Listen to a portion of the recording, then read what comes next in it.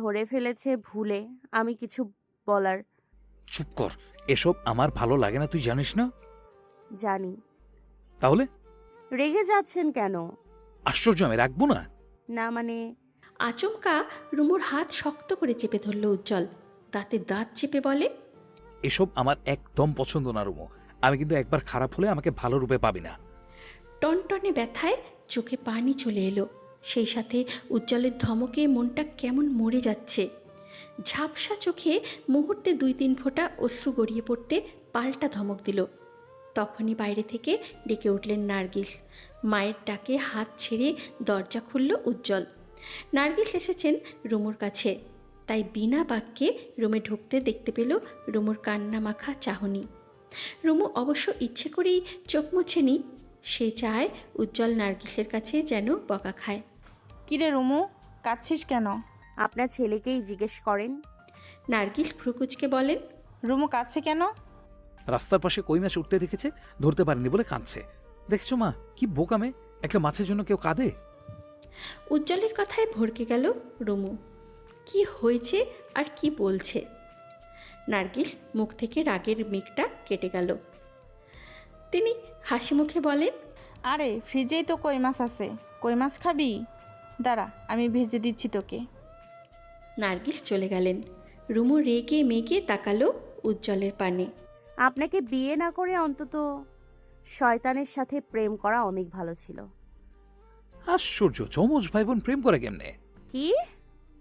বাচ্চা নাও না কেন? স্বামীরে বশ করার মূল মন্ত্র হইল বাচ্চা কাচ্চা। বিয়ের এত বছর বুঝো নাই? পান চিবোতে চিবোতে কথাটি বলল প্রতিবেশী একজন বৃদ্ধা। তিনি এসেছেন, বসেছেন, টুকটাক আলাপচারিতা করেছেন। ইদানিং এই বাড়িতে যে ঝামেলা লেগেই আছে এসব ব্যাপারে খোঁজ নিতে এসেছেন। উক্ত কথাটি বলেই তিনি ঘোমটা টেনে চলে গেলেন। আনিকা ফ্যাল ফ্যাল চোখে তাকিয়ে আছে বৃদ্ধার পানে। রাবেয়া হতাশা শ্বাস ছাড়লেন। আনিকাকে দোষারোপ করে বলেন, বিয়ের এত বছর হলো বাচ্চা নিলা না কেন? বাচ্চা ছাড়া কি পুরুষ মানুষের সংসারে মন ভরে? বিয়ের 1 বছরেই তো বাচ্চা নিতে হয়। আম্মা, আপনার ছেলেই তো বলল বাচ্চার নাম যেন 2 বছরেও না তুলি। 2 বছর করে যে আরও কত বছর পার করলা, সেটা কি আমার ছেলে দোষ? আল্লাহ আমার গর্ভে সন্তান না দিলে আমি কি করতে পারি আম্মা? তর্ক করবা না। তর্ক না করে আর কতকাল থাকবো? আমি বলি নাই ডাক্তার দেখাতে, আপনার ছেলে পাত্তাই দিল না, আপনিও কোনো গুরুত্ব দিলেন না। আমার ছেলে কেন যাবে ডাক্তারের কাছে? সমস্যা তোমার, তোমার গর্ভে বাচ্চা আসে না, তাহলে আমার ছেলে কেন যাবে ডাক্তারের কাছে? আম্মা, আপনি এই যুগে এসেও অবুঝের মতো কথা বললেন। এই, আমারে যুগের দোহাই দিবা না।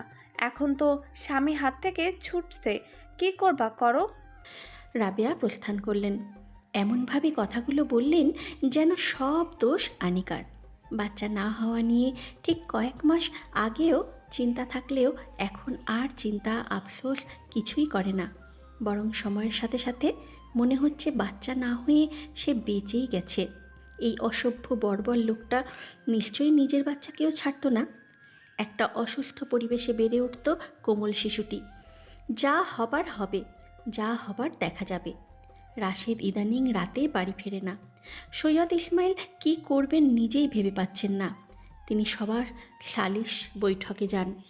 এলাকার সম্মানীয় ব্যক্তি তিনি, অথচ তার ঘরেই চলছে নিন্দনীয় কাজ কারবার। এসব শুনলে কি মানুষ হাসবে না? অবশ্যই হাসবে, উপহাস করবে।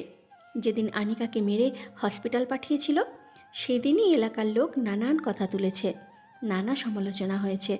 তার একমাত্র ছেলে যেন এক টুকরো নরক, নিজের মেয়ে জামাইকে একবেলা আদর আপ্যায়নে খাওয়াতে পারেননি।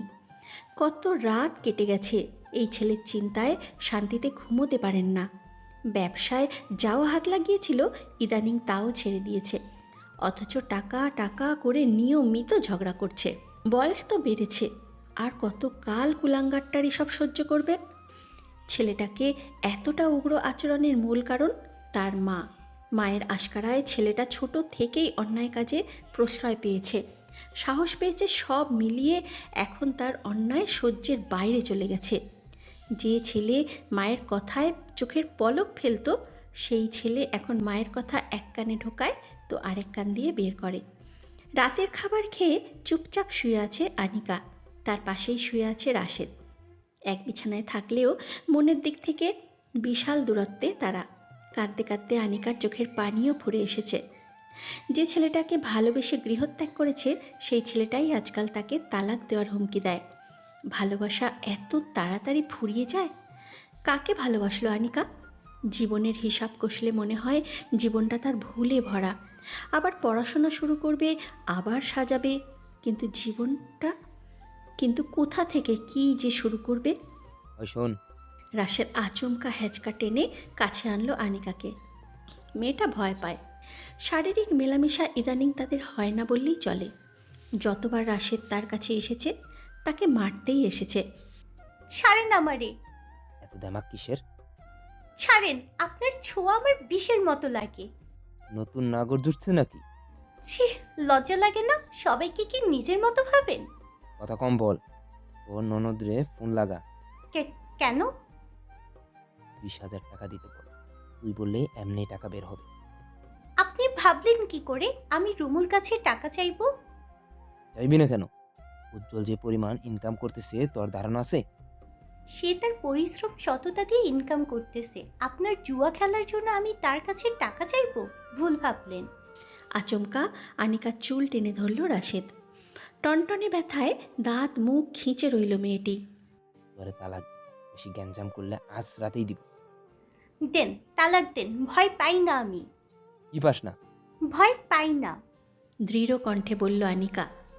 রাশেদ যেন আরও রেগে যায়, টেনে ধরে মেয়েটার চুল।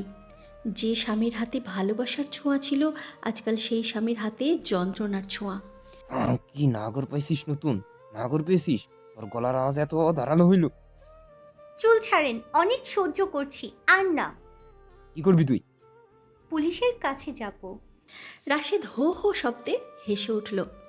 তাদের কুৎসিত হাসিতে গায়ে কাঁটা তুলল আনিকার। মেয়েটা এবার ভয় পেল। এই ভয়ার্ত চাহনিটা ঠিকই ধরে ফেলল রাশেদ। পুলিশ তোর নতুন নাগর নাকি? শেষোক্ত কথাটি বলেই আনিকাকে বিছানা থেকে ছুঁড়ে ফেলে দিল নিচে। আনিকা উঠে বসার আগেই মাটির বড় ফুলদানিটা ছুঁড়ে ফেলল তার মাথায়। নিস্তব্ধতা কাটিয়ে ফুলদানি ভাঙার শব্দ চারিদিকে ছড়িয়ে পড়ল।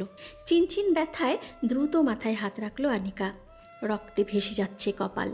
এই রক্তাক্ত শরীর দেখে রাশেদের মায়া হয় না, বরং একে একে গালি ছুটতে থাকে। আনিকাও আর সহ্য করতে পারে না। ছোট টেবিলে থাকা কাচের গ্লাস দিয়ে মাথায় বাড়ি মারল রাশেদের। আনিকা এমন কাজ করতে পারবে স্বপ্নেও ভাবেনি রাশেদ। তার মাথা না ফাটলেও প্রচণ্ড ব্যথা পেয়েছে। উজ্জ্বল আজ ভীষণ ব্যস্ত। তার রেস্টুরেন্টটা সম্পূর্ণ আবারও সাজানো হয়েছে। বাড়ি ঘর সব পরিষ্কার পরিচ্ছন্নের কাজ চলছে। তার বন্ধু দেশে আসবে। উজ্জ্বলের পাশাপাশি রুমুও ভীষণ আগ্রহের সহিত কাজ করছে, কিন্তু তার কাজের গতি থেমে যায় আনিকার সহিত কথা বলে। রাশেদ যে দিনকে দিন তার অত্যাচার বাড়িয়ে দিচ্ছে, এসব আর মানা যাচ্ছে না। এর একটা সমাধান দরকার। সারা দিন কাজ শেষে ক্লান্ত দেহ টেনে বিছানায় শুলো।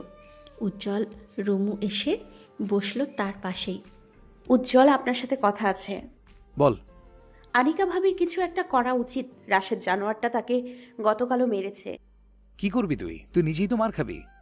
আমি একা তো পারবো না, আপনিও আমার সাথে থাকবেন। আজকাল নাকি তালাক দেবে বলে হুমকি দেয়।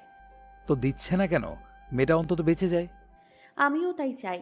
সেসব পরে হবে। সারাদিন অনেক কাজ করেছিস, এখন রেস্ট কর। আপনার বন্ধুরা কখন আসবে? ঢাকায় এসে তো পৌঁছে গেছে, কালকে এখানে আসবে। উজ্জ্বল হঠাৎ চুপসে গেল। কিছু বলবে করেও বলার সাহস পায় না। রুমু তার চোরা চাহনিটা ঠিকই ধরে ফেলে। উজ্জ্বল, আপনি কি কিছু বলবেন?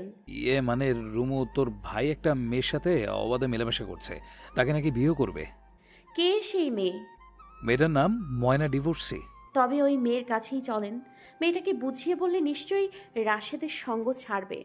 লাভ নেই, মেয়েটা সব জানে। কি বেয়াদ্দপ মেয়ে রে বাবা, হাতে ধরে নিজের বিপদ ডাকছে। এসব মেয়েকে বলেও লাভ নেই রুমু। জেনে শুনে যখন এমন করেছে, নিশ্চয়ই আমাদের কথা শুনবে না। তা ঠিক। রুমু উঠে দাঁড়ালো। কিছু ভেবে ফিরে আসলো পুনরায়। ফল কাটার ছুরিটা নিয়ে বসলো উজ্জ্বলের পাশে। কিরে, ছুরি আনলি কেন? আনিকা ভাবির সংসার তছনছের পেছনে মূল কারণ বিয়ের এত বছরেও বাচ্চা না নেয়া। এতে নাকি রাশেদ ভাই বিগড়ে গেছে, সংসারে মন হারিয়েছে। তোর ভাই কি বিয়ের আগে খুব ভালো ছিল? কথা শেষ করতে দিন। বল। পাশের বাসার চাচি এটাই বলল। আজ আমাকে পরামর্শ দিয়ে গেল এই বছরেই যেন বাচ্চা নিয়ে ফেলি, তা না হলে আপনিও সংসারে মন হারাবেন। রুমু আচমকাই উজ্জ্বলের গলায় ধারালো ছুরিটা চেপে ধরল। উজ্জ্বল হাসবে নাকি কাঁদবে তার প্রতিক্রিয়া বোঝাতে ব্যর্থ। তুই দেখি আজকাল পাড়া প্রতিবেশীর কথা খুব শুনিস। আজ শেষবারের মতো দেখিয়ে যাচ্ছি, শুধু আমার ভালোবাসায় আঘাত দেন, গলা কেটে ফেলবো, গলা কেটে ফেলবো, mind it. Okay okay, same to you. Okay, বাচ্চা কি নিব? আগে বাচ্চা বানান কর, তারপর সিদ্ধান্ত নিচ্ছি। উর্মি আপা বাচ্চা নাও না কেন? তুইও তো দেখি মুরব্বীদের মতো কথা শিখেছিস। তো আমি কি মুরব্বী না? তোমার একমাত্র ভাইয়ের একমাত্র বউ তোমার ভাবি। আমি কিন্তু মুরব্বীদের কাতারে পড়ি, বুঝলে? রুমুর কথায় গাল টেনে দিল উর্মি। বাবার বাড়িতে উর্মির আসা হয়েছে বেশ কয়েক মাস পর। উজ্জ্বলের রেস্টুরেন্ট ওপেনিংয়ের দিনে আর আসা হয়নি, কেননা তামিমের অফিসের কাজের জন্য বের হওয়ার সুযোগ পায়নি। এই বাড়িতে এসে যা বুঝল, বর্তমান মধ্যমণি হলো রুমু। এই মেয়েটা সারা বাড়ি দাপিয়ে বেড়াচ্ছে, যে কাজটা আগে উর্মি করত। আসার পর আনিকার সাংসারিক অবস্থা শুনে উর্মি নিজেই বাক্যহারা। সাদাসিধা মেয়েটার কপালে এমন একটা জানোয়ার জুটল। রাশেদ ভাই ছোট থেকেই কুমার প্রকৃতির ছিল। চাচা যান যাও শাসনে রাখতো, কিন্তু চাচি আম্মার জন্য তাও হতো না। আদরের ছেলেকে কেউ কিছু বললেই রেগে মেগে এক শেষ অবস্থা করতো। এখন তো আম্মার কথাই শোনে না, আমাকে পাত্তা দেয় না। আনিকার কি হবে? মেয়েটার তো বাপের বাড়ির দিক দিয়েও কেউ নেই। জানি না কি হবে, আব্বার সাথে এই ব্যাপারে কথা বলতে হবে। গরম গরম নকশি পিঠা ভেজে তুলল উর্মি। শিরায় ঢালার সাথে সাথে পিঠাগুলো কেমন রসে মাখো মাখো অবস্থা। রুমু তৃপ্তির সহিত তাকিয়ে রইল নতুন অতিথির জন্য। যে কত প্রকার পিঠের আয়োজন হয়েছে তা বলে বোঝানো যাবে না। রান্নার কাজ শেষ হয়েছে কিছুক্ষণ আগেই। দুপুর পেরিয়ে গেছে। রোদেরা পাতার ফাঁকে ঝিলিক দিয়ে রান্নাঘরের জানালা ছুঁয়েছে। রুমু এগিয়ে গেল নিজ কক্ষে। উজ্জ্বল এসেছে, আওয়াজ পাওয়া গেছে। উজ্জ্বল, আপনার বন্ধুরা কত দূর? আরে বলিস না, ওরা নাকি গুগলে দেখে আসতে গিয়ে রাস্তা হারিয়ে ফেলেছে।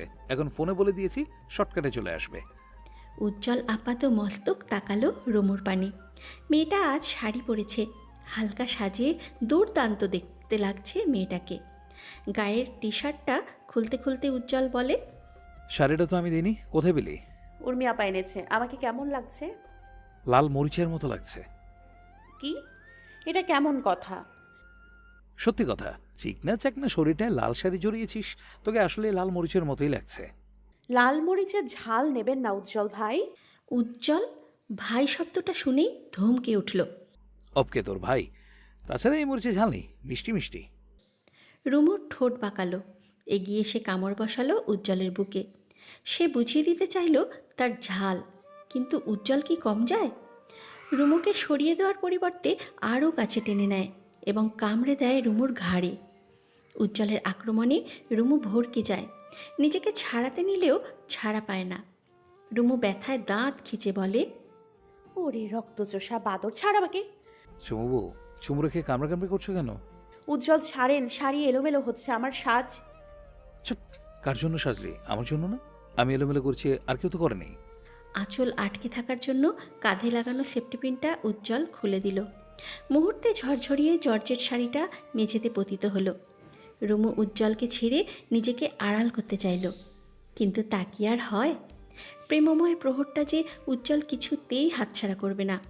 যখনই রুমুর দুই ঠোঁট নিজের আয়ত্তে আনলো, তখনই বাড়ির উঠোনেই বেজে উঠল গাড়ির হর্ন। উজ্জ্বল অতি সত্বর দূরে সরল এবং রুমুর হাতে পুড়ে দিল আঁচলের অংশটুকু।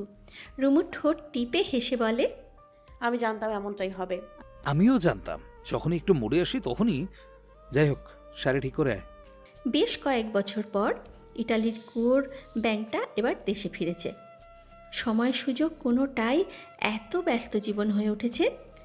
না আসবে আসবে করেও যখন আশা হচ্ছে না, ব্যস্ততা ক্রমশ ঘিরে ধরেছে। তাই ব্যস্ততাকে বুড়ো আঙুল দেখিয়ে প্লেনের টিকিট কেটে এনে নিজের স্ত্রীকে সারপ্রাইজ দিল। এই তো এবার যাচ্ছে তারা বাংলাদেশ। আরশাদের স্ত্রী খুশবু এমন সংবাদ দেখে খুশির তালে মূর্ছা যায় অবস্থা। কত বছর পর ফিরছে নিজ দেশে। আরশাদের পুরো নাম আরশার ইহসান। তার জন্ম থাকা সবটাই ইটালিতে। ইটালির বাতাসে বেড়ে ওঠা ছেলেটা নিশ্চয়ই বিয়ে করবে ইটালির স্থানীয় কোনো মেয়েকে।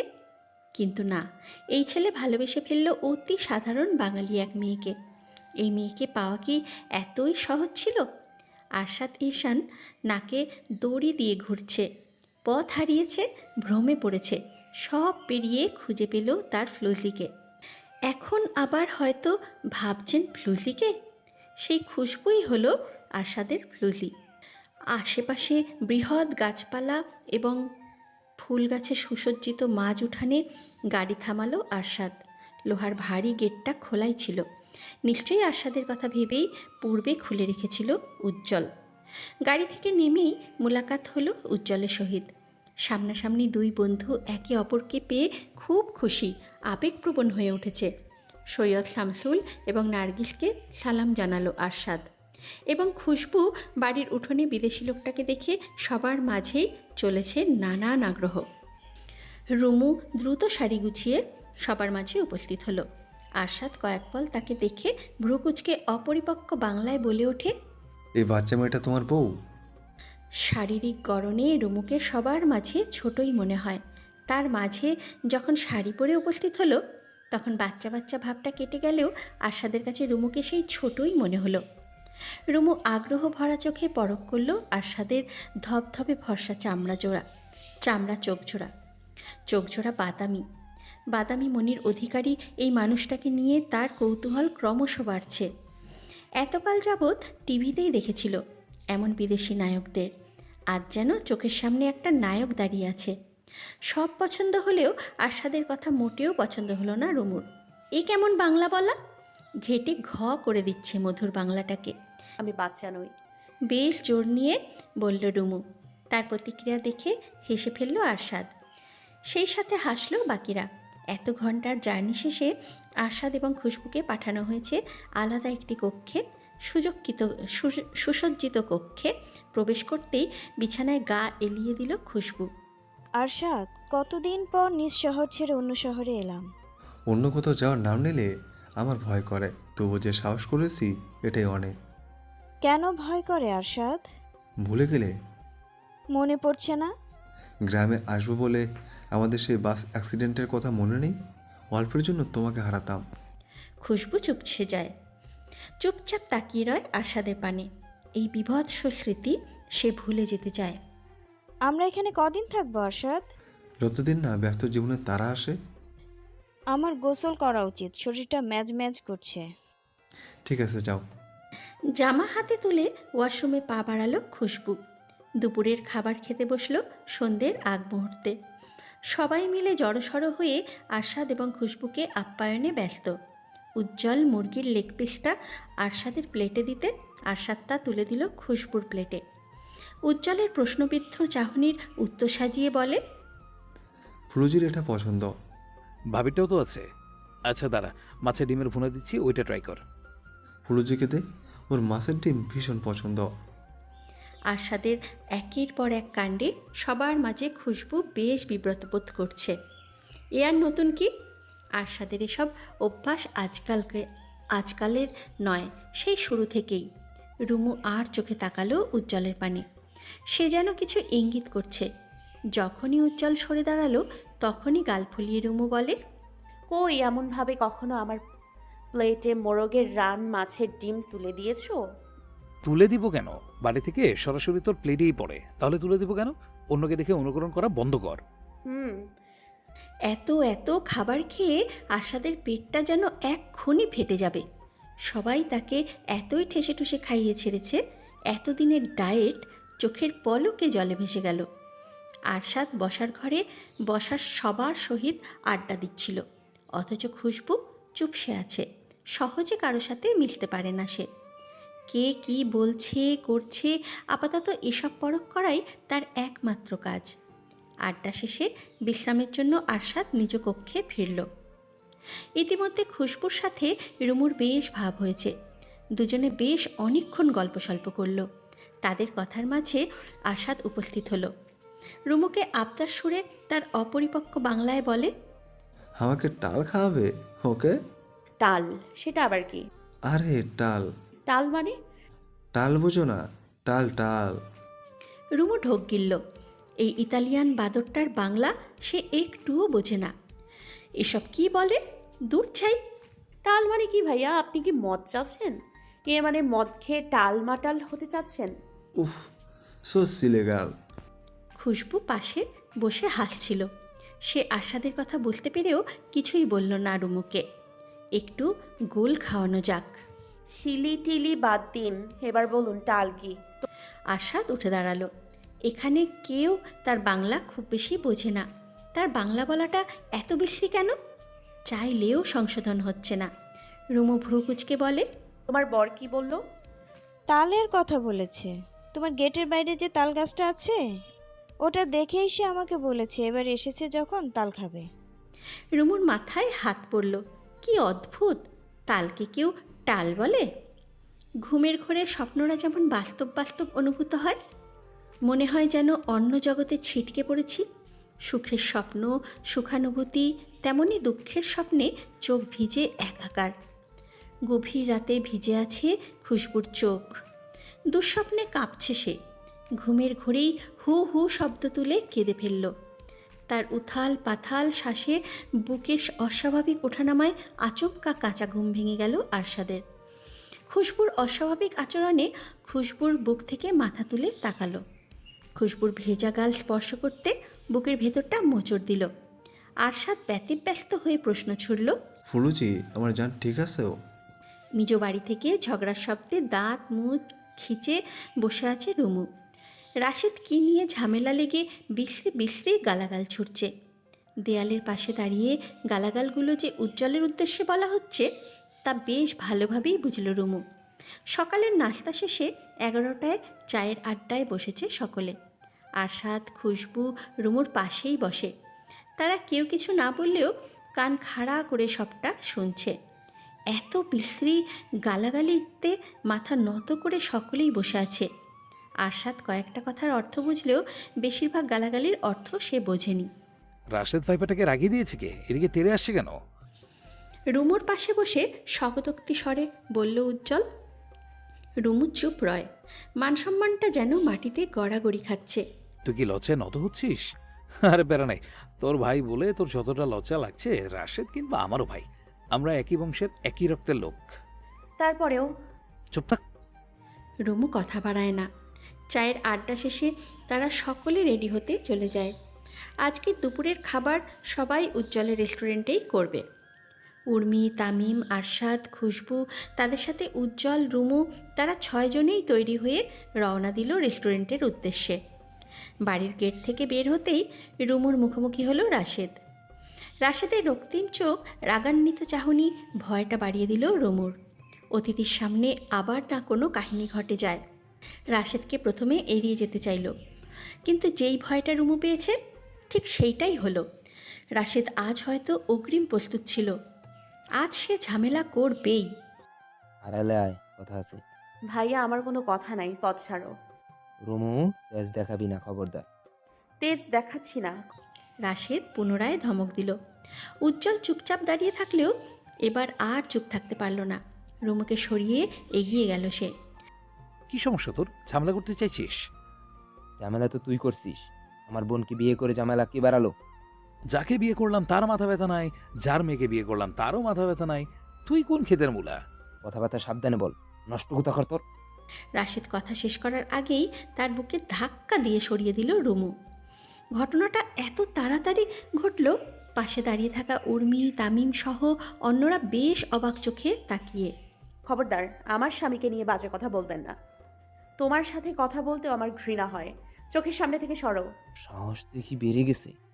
হ্যাঁ বেড়েছে, অনেকটা বেড়েছে, আর প্রমাণ করতে চাই না। রুমু দ্রুত উজ্জ্বলের হাত টেনে নিয়ে গেল। সবার সামনে একটা বাজে পরিস্থিতি তৈরি হওয়ার আগে এখান থেকে চলে যাওয়াটাই উত্তম। সারাটা দিন তারা অনেক আনন্দে কাটালো। আরশাদ এই শহরেই নতুন, তাই উজ্জ্বল তাকে সবটা দেখাচ্ছে, বোঝাচ্ছে। নতুন অতিথি নিয়ে তাদের সময়টা কাটছে ভীষণ ব্যস্তময়। বৃষ্টির স্যাঁতস্যাঁতে ভাবটা কাটিয়ে 2 দিন রোদের দেখা মিললেও সন্ধ্যায় পুনরায় ঝরঝরিয়ে বৃষ্টি নামল। চারিদিকে তপ্ত পরিবেশ মুহূর্তে শিথিল হলো। গাছপালায় ফিরে এলো স্বস্তি। রাশেদের গত 2 দিন ময়নার কাছে যাওয়া হয়নি। বাড়িতে সবাই সন্দেহ করছে, পরপর প্রতিটা রাতেই যদি সে নিখোঁজ থাকে সবাই নিশ্চয়ই তাকে প্রশ্নের বাণে ঘিরে ধরবে। এখন যে প্রশ্ন তোলে না তার কিন্তু নয়, কিন্তু গলার জোর দেখিয়েও তো পাশ কাটানো যায়। বৃষ্টির দাপটে ছাতা উড়ে যাওয়ার উপক্রম হয়েছে। বেশ কসরতে ছাতাটা ধরে রাখলেও হঠাৎ এক দমকা বাতাসে ছাতা এক পাশ উল্টে ভেঙে যায়। কয়েক সেকেন্ডে তুমুল বৃষ্টিতে ভিজে যায় রাশেদ। তড়িঘড়ি ময়নার ঘরের সামনে এসে দরজায় টোকা দিয়ে ডাকল ময়নাকে। অতি সত্বর দরজা খুলল ময়না। রাশেদকে দেখে তার 2 চোখে তারারা খেলা করছে। তার চাহনিতেই বোঝা যায় সে কতটা খুশি। কে রে আইলো ময়না? বৃদ্ধার আওয়াজে দাঁত মুখ খিচে ফেলল রাশেদ। ভেবেছিল আজ রাতটা সেদিনের মতো আনন্দে কাটবে, কিন্তু তা আর বোধহয় হবে না। পাশের রুম থেকে বৃদ্ধা এগিয়ে এলেন এবং পুনরায় বলেন, কে রে ময়না, কে আইলো? দাদি, তোমার নাচ জামাই। কথাটি বলেই লজ্জায় হাসল ময়না। তার হাসিতে বাঁকা হাসল রাশেদ। অতি দ্রুত ঘরে প্রবেশ করে সালাম জানালো বৃদ্ধাকে। দাদি ভালো আছেন? তোমারে না কইছি এবার আইলে বিয়ের কথা নিয়ে আইবা? রেগে যাচ্ছেন কেন দাদি? আমি তো ময়নারেই বিয়া করব। কবে করবা? সে কবে থেকে হলাম বিয়ে করবা? তোমার বউরে তালাক দাও নাই? তালাক দিতে কি সময় লাগে? 3 তালাক দিলেই হইব। ধৈর্য ধরেন দাদি। শুনো, তোমারে আর অল্প কয়টা দিন সময় দিলাম। এর মধ্যে ময়নারে বিয়ে করলে করবা, আর নাইলে ময়নার লেগে নতুন পোলা দেখমু। আজ সারাটা দিন রাশেদের মেজাজ এমনিতেই খারাপ ছিল। তার উপর বৃদ্ধার কথায় তার মেজাজটা পুনরায় তপ্ত হলো। নিজের নিয়ন্ত্রণ হারিয়ে বৃদ্ধার গলা চেপে ধরল। ময়না ভীষণ ভয় পেল। শরীর কাঁপতে কাঁপতে রাশেদকে সরাতে উদ্যত হলো। রাশেদের পেশিবহুল শক্তপোক্ত দেহের সাথে ময়না কি পারে? মোটেও না। বরং রাশেদের ঝটকায় ছিটকে পড়ল বিছানায়। দাদির জিহ্বা বেরিয়ে যাওয়ার উপক্রম হয়েছে। ময়না ভীষণ ভয় পেল। রাশেদের পা জড়িয়ে বলে, কসম লাগে দাদিরে সাইরা দেন। এই বুড়ি মরলেই আমার শান্তি। রাশেদ, আল্লাহ দুয়ায় দাদিরে সাইরা দেন। রাশেদ বৃদ্ধার গলা ছাড়ল। রাগে থরথর করে কাঁপছে তার শরীর। বৃদ্ধা মুখ ফুটে কিছু বলার আগেই রাশেদ বলে, চুপ কর বুড়ি। ময়না আমার। ময়না কার? তো তোমার? এখন চুপচাপ পাশের রুমে যাবেন। কোনো কথা যেন না শুনি। আজ ময়না আমার কাছেই থাকবে। বৃদ্ধা চুপচাপ কাঁপতে কাঁপতে চলে গেল পাশের রুমে। অপরদিকে রাশেদ বাঁকা হেসে জড়িয়ে ধরল ময়নাকে। এই লালসার ছোঁয়ায় ময়না কি বাধা দিল? একদমই না। বরং তীব্র আকাঙ্ক্ষা বাসনায় আঁকড়ে ধরল রাশেদের বাহু। অনেক দিন পর বৃষ্টি পেয়ে ছাদে নিজের খুশি মতো ভিজছে উর্মি। সেই সাথে রুমও তো আছেই। উজ্জ্বল বাড়িতে নেই বিধায় এই কাজ করার সাহস পেল সে। সবাইকে ভিজতে দেখে খুশবুর মনেও ইচ্ছেরা ডানা ঝাপটে ফেলল। সেও ভিজবে। ছাদে পা বাড়াতেই আরশাদের কড়া নিষেধাজ্ঞা, কিছুতেই ভেজা যাবে না। এই একটা বিষয় নিয়ে তাদের মাঝে বেশ কথা কাটাকাটি হলো। খুশবু ভীষণ রেগে গেল। রাগ দেখিয়ে আরশাদের সাথে আর একটুও কথা বলেনি। ঝমঝম বৃষ্টি পড়ছে, সেই সাথে বাতাসটা পাল্লা দিয়ে বাড়ছে। জানলার পাশে দাঁড়িয়ে বৃষ্টি উপভোগ করছে খুশবু। আরশাদ পেছন থেকে এসেই জড়িয়ে ধরল তাকে। ফুলুজি, আমার জান কি করছো? ছাড়েন তো। এখনো রেগে আছো? আমি কারো উপর রেগে থাকি না। খুশবু অনিচ্ছা সত্ত্বেও তাকে জড়িয়ে ধরল। এইভাবে পেরিয়ে গেল আরেকটা সময়, অনেকটা সময়। কিন্তু খুশবুর রাগ কমল না। আরশাদ অতি দ্রুত কোলে তুলে নিল তার ফ্লুজিকে। ভালোবাসার ছোঁয়ায় খুশবুর ঠোঁট আঁকড়ে ধরতে হঠাৎ আক্রমণাত্মক হয়ে উঠল খুশবু। আরশাদের বুকে ধাক্কা দিয়ে সরিয়ে দিল। আরশাদ কয়েক পলক তাকিয়ে নিজের রাগ নিয়ন্ত্রণ করতে চাইল, তবে মোটেও পারল না। লহমায় চেপে ধরল খুশবুর বাহু। তীব্র রাগ দেখিয়ে বলে, তুমি জানো না তোমার এড়িয়ে যাওয়া আমি সহ্য করতে পারি না। এমন করছো কেন? আরশাদ, ভয়ে ঢোক গেল খুশবু। আরশাদ থেমে গেল আচমকাই। খুশবুর ঠোঁটে ঠোঁট মিশিয়ে উন্মাদ হয়ে পড়ল। খুশবু নিজেকে ছাড়ানোর চেষ্টা করল না। সে জানে এতে লাভ নেই, বরং আক্রমণাত্মক হয়ে উঠবে ছেলেটা। রাত বাড়ল, অথচ আরশাদ কিছুতেই ছাড়ল না তার ফ্লুসিকে। মেয়েটা ঘুমের ঘোরে বারবার আরশাদকে সরাতে চাইছে। আরশাদ ঘুমাতে দিন। কি ভাবেন আমায়? ডানোর ডিব্বা। ভালো সময়রা অদ্ভুত নিয়মে ছুটে চলে যায়। এতটাই তাড়াতাড়ি ছুটে বেড়ায়, বারবার মনে হয় চোখের পলকে পেরিয়েছে সময়। বন্ধুত্ব শব্দটা যেমন নিগুড়ো, তেমনি সম্পর্কটাও মধুর। এই মধুর সম্পর্কে কেউ বা হুল ফোটানোর অপেক্ষায় থাকে, আবার কেউ কেউ নিঃশ্বাসের সাহায্যে হাত বাড়ায়। এই যে আরশাদ, সে দেখতে চায় তার প্রতিষ্ঠিত বন্ধুকে একটা ছেলের জীবনের সবচেয়ে বড় আশীর্বাদ, বেকারত্ব ঘুচে যাওয়া। তার চাওয়াটা পূর্ণ হয়েছে। সবাই উজ্জ্বলকে কম বেশি সাহায্য করেছে, সবাই সমান তালে পরিশ্রম করেছে। আরশাদ তার সামর্থ্য অনুযায়ী করেছে। এদিক থেকে উজ্জ্বল নিজেকে বড্ড ভাগ্যবান ভাবে। এমন বন্ধু কয়জনে পায়? সিয়াম, দীপু, তারা তাদের সাধ্য অনুযায়ী সব করেছে, মনোবল দিয়েছে। প্রতিটা কাজে নানানভাবে সাহায্য করেছে বন্ধুরা। যদি পাশে না থাকতো, উজ্জ্বলের এই জার্নিটা বড্ড কঠিন হতো। আরশাদের উজ্জ্বলের বাড়িতে থাকা হলো 5 দিন। এই 5টা দিন চোখের পলকে কেটে গেল। ভালো সময়টা অতি দ্রুত চলে যায় কেন? উজ্জ্বলের পরিবার অতিথি আপ্যায়নে কোনো ত্রুটি রাখেনি। এতটা আন্তরিক এই পরিবারের সদস্যগুলো। খুশবু নার্গিসকে আলতো হাতে জড়িয়ে ধরল। এই মানুষটা এতটা ভালোবাসা দিয়েছে তা কখনো ভোলা যাবে না। আন্টি, আপনি ভীষণ ভালো, একদম আমার মায়ের মতো। আবার আসবে কিন্তু, আমরা তোমাদের অপেক্ষায় থাকবো। জি, আসবো। রুমু মনটা খারাপ করে দাঁড়িয়ে, যেন এক্ষুনি অভিযোগ ছুড়বে খুশবুর উপর। কেন তারা চলে যাচ্ছে? আর একটু থেকে গেলে হতো না? রুমু, তুমি মন খারাপ করছো কেন? আমাদের তো যোগাযোগ হবেই। আরেকটা দিন থেকে গেলে হতো না? আমরা আবার আসবো, মন খারাপ করে না। খুশবু বিদায় জানিয়ে গাড়ি চড়ে বসল। আরশাদ শেষ মুহূর্তে জড়িয়ে ধরল উজ্জ্বলকে। যেভাবে সব শুরু করেছিস সেভাবে হাল চালিয়ে যাবি, একদম ছাড়িয়ে যাবি না। আমি চেষ্টা করে যাব। All the best. আসছি, ভালো থাকিস। আরশাদ গাড়ি চড়ে বসল। যতটা আনন্দ নিয়ে এসেছে ততটাই বিষাদ ঢেলে চলে যাচ্ছে। গাড়ি চলতে শুরু করেছে। তার গতিতে যতক্ষণ পর্যন্ত গাড়িটা দেখা যায়, ঠিক ততক্ষণ পর্যন্ত তাকিয়ে রইল সকলে। এই দুটো মানুষ মায়ার সুতোয় বেঁধে দিয়ে গেল মাত্র অল্প দিনে। ইদানিং শরীরটা বড্ড খারাপ যাচ্ছে। তার উপর পরিবারের ভাঙনের ভয় বাসা বেঁধে সৈয়দ ইসমাইলের মনে। একমাত্র ছেলে বিগড়ে গেছে। বাবাকে শ্রদ্ধা তো দূরের কথা, মান্যই করে না। যে মায়ের কথায় ভালো মন্দের বিচার করত, আজকাল সেই মাকেই মান্য করছে না। আনিকাকে ডিভোর্স দেবে বলে খুব বেশি ঝামেলা করছে। এমন ঝামেলা আর কতদিন মানা যায়? পরিবারটার এমন বিধ্বস্ত রূপ আর যে মানা যায় না। আজ থেকে বেশ কয়েক বছর আগের কথা, যখন সৈয়দ ইসমাইলের বাবা মা জীবিত ছিলেন, তখন দুই ভাইয়ের সংসারে ছিল না দূরত্ব, না ছিল ঝগড়া, বিবাদের সাহস। উজ্জ্বলের দাদা দাদি ভীষণ রাগী ছিলেন। হাতের মুঠোয় পুড়ে রেখেছেন গোটা সংসারটাকে। দুই ছেলের আলাদা সংসার হওয়া সত্ত্বেও সংসারের যে কোনো সিদ্ধান্তে উজ্জ্বলের দাদা দাদিকে সবার আগে জানানো হতো এবং তাদের দিক থেকে অনুমতি পেলেই সেই কাজ বা সিদ্ধান্ত গৃহীত হতো। এইভাবেই নিজেদের দায়িত্ব, কর্তব্য, শাসনে সংসারটাকে জোড়ায় রেখেছিলেন তারা। কিন্তু মানুষ মরণশীল, আজীবন তো বেঁচে থাকে না। চোখের পলকে অল্প কয়েক মাসের ব্যবধানে উজ্জ্বলের দাদা দাদি মারা গেলেন। তারপরেই সংসারে অনাথ সৃষ্টি শুরু হলো।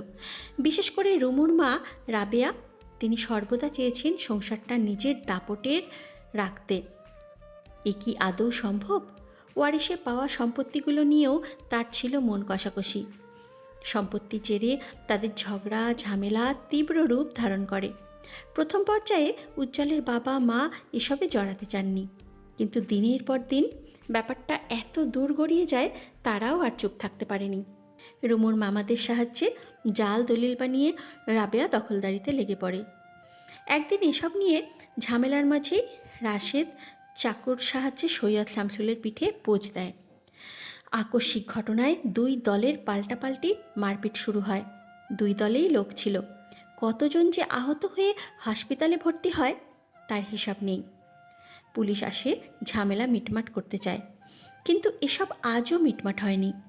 রুমুর মামারা টাকার বলে পুলিশের মুখ বন্ধ রাখে। দুই ভাইয়ের মাঝে সৃষ্টি হয় বিস্তর ফাটল। এক নারীর প্রলোভনে দুই ভাইয়ের মাঝে বিস্তর দূরত্ব সৃষ্টি হয়। এই দূরত্ব ঘোচাতে চায় উজ্জ্বল, সেই সাথে পেতে চায় যার জন্য কৈশোরে জন্মেছে তার এক বিস্তর অনুভূতি। অল্প বয়স থেকেই রুমুর প্রতি যত্নশীল উজ্জ্বল। এই যে এক ধরনের টান কাজ করে, এই টানের নাম দেওয়া হয়নি, কিংবা উজ্জ্বল জানেই না এর নাম কি। সময়ের সাথে সাথে উজ্জ্বল সিদ্ধান্তে উপনীত হয় যে রুমুকেই সে বিয়ে করবে এবং দুই ভাইয়ের সম্পর্ক পুনরায় জোড়া লাগাবে। চায়ের কাপে তৃপ্তির চুমুক দিয়ে সৈয়দ শামসুল তাকালেন ভাইয়ের দিকে। কি বলবে হঠাৎ এত জরুরি তলো? আমার সংসারের অবস্থা আশা করি কম বেশি তুমি জানো। আজ বাদে কাল যদি মরে যাই, আমার ছেলে সব সম্পদ নিজের আয়ত্তে নিয়ে নেবে। আমার ছেলেটার উপর এক বিন্দু পরিমাণ ভরসা আমার নেই। সৈয়দ ইসমাইল থামলেন, হতাশায় শ্বাস ছেড়ে পুনরায় বলেন, রাশেদ ইদানিং আনিকাকে তালাক দেওয়ার জন্য উঠে পড়ে লেগেছে। যে মেয়ে এই জানোয়ারটাকে ভালোবেসে বাড়িঘর ছাড়লো, সেই মেয়েটার এমন দুর্দশা আমি মানতে পারছি না। আমি একটা সিদ্ধান্ত নিয়েছি, জীবিত অবস্থায় আমার সব সম্পত্তি ভাগ বাটোয়ারা করব। উত্তম সিদ্ধান্ত। তা হঠাৎ আমাকে ডাকলে কেন? ভাইজান রেগে থাকবেন না, অতীতে যা হয়েছে তা নিয়ে আমি লজ্জিত। হাজারবার বলেছি, আরও বলছি, তুমি ছাড়া আমাকে কে সাহায্য করবে ভাইজান? তোমার কি সাহায্য চাই? আমার সম্পদের এক ভাগ আমি ইতিমখানায় দান করব। উত্তম সিদ্ধান্ত। বাকি যা আছে তা রুমুর নামে, আনিকার নামে, স্ত্রীর নামে এবং রাশেদের নামে ভাগ করে দেব। আমার যে তোমার সাহায্য চাই। ঠিক আছে, আমি তোমায় সাহায্য করব। তবে আবার দেখো, আমার ছেলের সংসারে এসব নিয়ে রাশেদ কোনো ঝামেলা করে। ওরা ভালো আছে, ভালো থাকতে দাও। আমি কি চাইবো না আমার মেয়ে ভালো থাকুক? সেদিনের কথা এতটুকুতেই সমাপ্ত হয়। তারপর দুই ভাই মিলে সম্পত্তি ভাগে যাবতীয় কাজে লেগে পড়ে। সেদিনের পর কেটে গেল কয়েক মাস।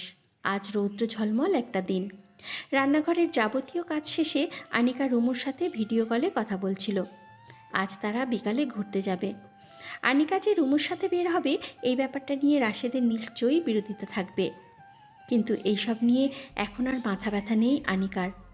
জীবন চলছে উদ্দেশ্যহীন, যা হবার হবে। এই তো চলছে চলার মতো। হঠাৎ রাশেদ এবং তার মায়ের চিৎকার চেঁচামেচি বাড়ল। ইদানিং মা ছেলের ঝগড়া লেগেই থাকে। আনিকা প্রথম পাত্তা না দিলেও পরবর্তীতে আর বসে থাকতে পারল না, ছুটে গেল বসার ঘরে। আম্মা, আমি বিয়া যখন করব বলছি তখন করবই। ওই আনিকারে আমি তালাক দিব।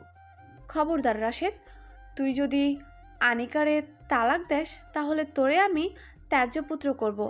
আমার কোনো ছেলে নাই। আম্মা বাড়াবাড়ি কইরো না। আনিকার চেয়েও ময়না 1000 গুণ বেশি সুন্দরী। আনিকার মতো কেউ তোরে ভালোবাসবে না, এই সংসারকে আগলে রাখবে না। রাশেদ, আমার আব্বা, মাথা ঠান্ডা কর। তুই ভালো হয়ে যা, এমন করিস না বাপ। তুই আমার একমাত্র ছেলে। আজকাল আমার আফসোস জাগে, উজ্জ্বলের মতো তুই কেন হইলি না? উজ্জ্বল, ও এখন উজ্জ্বল তোমার চোখে ভালো। ভালো মন্দ না, তাকে দেখ কিভাবে সব। উজ্জ্বল, ও এখন উজ্জ্বল তোমার চোখে ভালো? চুপ করো। আব্বারে বলবা সম্পত্তি ভাগ করতে। আমার সম্পত্তি আমার দিতে বলবা। আমি আমার বউ নিয়ে আলাদা হব। তোর বউ মানে? ময়না, ময়নাই হবে আমার বউ। জানোয়ার, তোর গলা কাটটা ফেলবো আরেকবার যদি সম্পত্তির কথা মুখে আনিস। গলা কাটবা? আমার কথা মতো না চললে ভবিষ্যতে কপালে ভাতও জুটবে না। আব্বার সব সম্পত্তি আমার হবে, আমার। এই সম্পত্তির ভাগ আমি কাউকে দিব না। তোর যতটা অধিকার রুমুরও ততটাই অধিকার। রুমু, রুমু, সম্পত্তির কানাকড়িও পাবে না, সব হবে রাশেদে। এই সৈয়দ বংশের সর্বোচ্চ ক্ষমতাবান ব্যক্তি হব আমি। রাশেদ দাঁতে দাঁত চেপে বেরিয়ে গেল। রাগে থরথর করে কাঁপছে তার শরীর। অনিকা দরজা চৌকাঠে দাঁড়িয়ে দেখছে সব। এই ছেলেটাকে সে ভালোবেসেছিল। রাশেদ তো এমন ছিল না। আনিকার এক ফোঁটা অশ্রু গড়িয়ে পড়ার আগে টলটলে চোখ দেখলে যে ছেলে সব উত্তাল করে ছাড়ত, সেই ছেলে এখন আনিকাকে প্রতিনিয়ত নিয়ম করে কাঁদায়। ভালোবাসার রং পাল্টায় কেন? কেন তার স্থিতি নেই? মাত্রই ঘরে প্রবেশ করলেন সৈয়দ ইসমাইল। এই ঘরে ঝগড়া তর্কাতর্কি এখন নিত্য দিনের কাজ, তাই এসবে গা লাগালেন না তিনি। চুপচাপ চলে গেলেন বিশ্রাম নিতে। বাইরের ঝুটঝামেলা শেষে নিড়ে ফেরা হয় একটু শান্তির উদ্দেশ্যে। সেই নিড়েই যদি শান্তি না থাকে তবে মানসিকভাবে সম্পূর্ণ বিধ্বস্ত হতে হয়। রাবেয়া কাঁদতে কাঁদতে সৈয়দ ইসমাইলের নিকট উপস্থিত হলেন। ছেলেটার কিছু একটা ব্যবস্থা করেন। এই ছেলে তো মানসিকভাবে ঠিক নাই, যন্ত্র হয়ে গেছে, যন্ত্র। ছেলের এই অবস্থার জন্য দায়ী কে? তোমার অতিরিক্ত লোভ, লালসা, হিংসা সব কিছুতেই ছেলেটাকে জড়িয়ে আজ এত দূরে এনেছো। আমি আমার ভুল বুঝতে পারছি। আজ বলল সম্পত্তি সব তার, সে নাকি সম্পত্তি তার নামে লিখে নেবে। ইসমাইল বিগলিত হাসলেন। সম্পত্তি আরও আগেই আমি ভাগাভাগি করে ফেলেছি। যার যা প্রাপ্য সে তাই পাবে। তবে তোমার অমানুষ ছেলে কিছুই পাবে না। যতদিন না সে নিজের ভুলে অনুতপ্ত হচ্ছে ততদিন সে কিছুই পাবে না। এসব তুমি করলে কখন? কয়েক মাস আগেই। একদম যথাযথ কাজ করেছো। এবার দেখব ময়নাকে কি করে বিয়ে করে। ইসমাইল তাচ্ছিল্য হাসলেন। কিছুটা টিপ্পনি কেটে বলেন, আশ্চর্য, ছেলের পক্ষ নেবে না? হঠাৎ বিপক্ষে গেল কেন? ছেলের পক্ষ নিয়ে অনেক তো কাহিনী রটালে, শেষ পর্যায়ে আমার একমাত্র মেয়েটাকেও ছাড়লে না। রাবেয়া প্রত্যুত্তর করার আগে হিংস্র রূপ ধারণ করে রুমে প্রবেশ করে রাশেদ। তার রক্তিম ভয়াবহ চাহনিতে কলিজা কেঁপে উঠল রাবেয়ার। বাইরে থেকে আমি সব শুনেছি, সব। রাশেদের শান্ত স্বর রাবেয়ার ভয় বাড়ালো। তবুও তিনি প্রতিবাদ জানিয়ে বলেন, তোর আব্বা বেশ করেছে। তোর মতো ছেলেকে টুকরো টুকরো করে নদীতে ভাসিয়ে দেওয়া দরকার। এসব কথা বলে লাভ নেই। আজকে এই মুহূর্তে আমি ময়নাকে বিয়ে করব। তুই কর, সাহস থাকলে আমার লাশের উপর দিয়ে ময়নাকে নিয়ে আসবি। মা ছেলের ঝগড়া পুনরায় বাড়ল। ইসমাইল কিছুই বললেন না। তিনি চুপচাপ তাকিয়ে রইলেন। এসব যেন হওয়ারই ছিল। আনিকা চোখ মুখ শক্ত হয়ে আসে। জীবনের সমীকরণে আজ সে ব্যর্থ। যা হবার আজ হবে। ঝগড়ার মাঝে উপস্থিত হয় সে এবং দৃঢ় স্বরে বলে, রাশেদ, আমি আপনারে ছাড়বো না, তালাক দিলেও যাব না। আমাকে কি বলি? ছাড়বি না মানে? ওর এক্ষুনি তালাক দিব। রাশেদ মুখ দিয়ে তালাক উচ্চারণ করার আগে রাবেয়া কষিয়ে চড় মারল। এই প্রথম রাবেয়া ছেলের গায়ে হাত তুলেছেন। ইসমাইল এবং আনিকা দুজনেই অবাক হয়। রাশেদ হিংস্র থেকে হিংস্রতর হয়ে ওঠে। আনিকার চুলের গোছা টেনে দাঁতে দাঁত চেপে বলে, মার, তোর কেউ নাই। তোর আজ খুন কইরা লাশ মাটিতে পুতামু। তোর লাশ কেউ খুঁজেও আসবো না। রাশেদ রান্নাঘরের দিকে যায় এবং দা হাতে নিয়ে ফিরে আসে। এবার প্রচণ্ড ভয় পান ইসমাইল। এই ছেলের হুঁশ জ্ঞান নেই। কি থেকে কি করবে কে জানে। রাবেয়া রাশেদের হাত ধরে দা ছিনিয়ে নিতে যায়, কিন্তু রাশেদের শক্তির সাথে তিনি কিছুতেই পেরে উঠলেন না। রাশেদ, দা ছাড়। আনিকারে মারার আগে আমারে মার। তোমারে মারমু, আনিকারেও মারমু। এই বাড়ি, এই সম্পদ সব আমার। সব আমার আর ময়না। তার আগে এই খাঙ্কিরে মারমু। রাশেদ আনিকার দিকে কোপ দিতেই আনিকাকে সরিয়ে দিয়ে এগিয়ে যান রাবেয়া। তৎক্ষণাৎ কোপ লেগে যায় রাবেয়ার মাথায় এবং দাটা এতটাই শক্তপোক্তভাবে মাথায় গেঁথে যায়, দা তোলার সাহস আর করেনি রাশেদ। নিজ শরীরের ভারটা নিজেই নিতে হিমশিমে পড়তে হচ্ছে। শরীরটা বড্ড ভারী লাগছে কেন? হঠাৎ সব কিছু ধোঁয়ায় হারিয়ে যাচ্ছে কেন? পাপ পুণ্যের হিসেব হঠাৎ মাথা চাড়া দিয়েছে কেন? হঠাৎ বাঁচার তীব্র আকাঙ্ক্ষা জাগছে কেন? আকাঙ্ক্ষা জাগছে মায়ের ভালোবাসা পেতে, আনিকাকে জড়িয়ে ধরে শান্তির ঘুম দিতে। হঠাৎ এসব কি হচ্ছে? রাশেদ মুখ থুবড়ে পড়ল, যেন হাত পা গুটিয়ে বসে আছে মেঝেতে। দরজা বাইরে থেকে বন্ধ।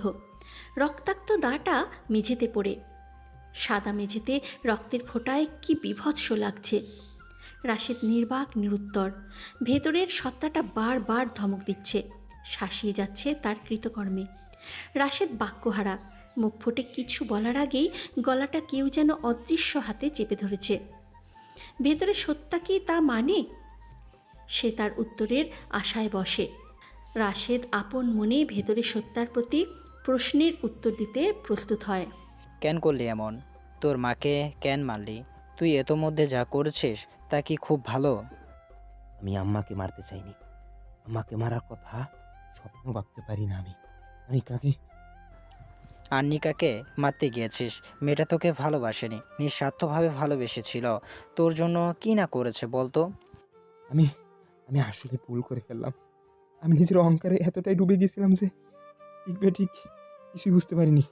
তোর সুখের দিন শেষ হলো বলে আগে যতটা ঘৃণার পাত্র ছিলি, এখন তার থেকে বহুগুণে তোকে সবাই ঘৃণা করবে। আম্মা সুস্থ হোক, আমি মাপ চাইব। আমি ভালো হয়ে যাব। হ্যাঁ হ্যাঁ, আমি ভালো হয়ে যাব। তোর আম্মা ফিরবে তো? আম্মা আম্মা ফিরবে না মানে? বাজে কথা বলছো কেন? ফিরে আসার রাস্তা বোধহয় বন্ধ হয়ে গেছে।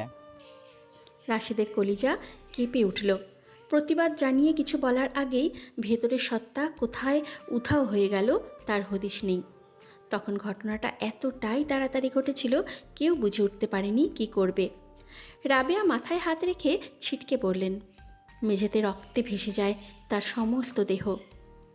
ইসমাইল স্ত্রীর এইরূপ অবস্থায় কেঁদেই ফেললেন। এতটা মর্মান্তিক ঘটনা তিনি এর আগে দেখেননি। আনিকা ছুটে গিয়ে ডাকল রুমুকে। উজ্জ্বল তখন বাড়িতেই ছিল। আনিকার আহাজারি বিলাপে এলাকার সকল মানুষ এসে ভিড় জন্মায়। উজ্জ্বল দেরি করে না, মাথা থেকে দা সরিয়ে রাবেয়াকে কোলে তুলে ছুটে চলে যায় রাস্তার দিকে। যত দ্রুত সম্ভব হাসপাতালে যেতে হবে। তার পেছন পেছন ছুটতে থাকে রুমু, ইসমাইল সহ অন্যান্যরা।